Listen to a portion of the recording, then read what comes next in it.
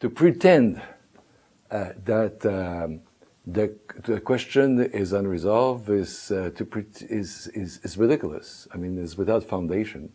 It's just like claiming that it's not true that the snow melts under the sun.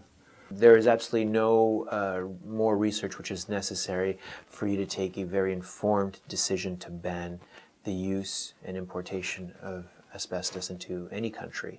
There's as much of a medical consensus on asbestos as there is on any toxic substance. Probably the seminal paper on prevention was a paper, again, out of the UK in 1930 by Dr. Merriweather, a physician, and Mr. Price, an industrial hygienist, who made the following points. They said that asbestos causes disease among men. It causes disease in women. It causes disease from various products. Workers should be educated about the hazards of asbestos. Prevention should take place at the workplace with proper ventilation, and if you couldn't do proper ventilation, you needed to put workers into respirators. And this goes back to 1930.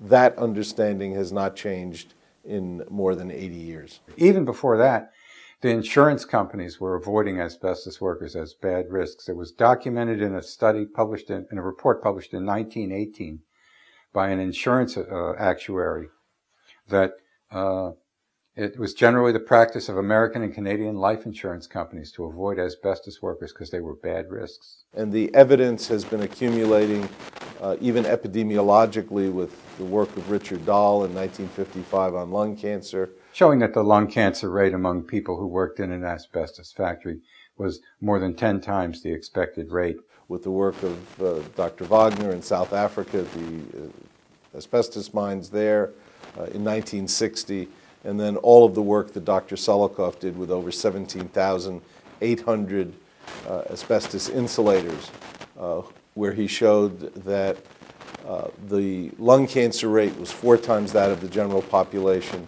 Mesotheliomas, instead of causing deaths in 1 in a million people, was causing death in about 1 in 10. And overall, asbestos-related diseases were causing 50% of the deaths among members of that union. The rate of lung cancer in people who work with asbestos is way, way, way above the rate of lung cancer of similar people in the general population, that is, men of a certain age, let's say.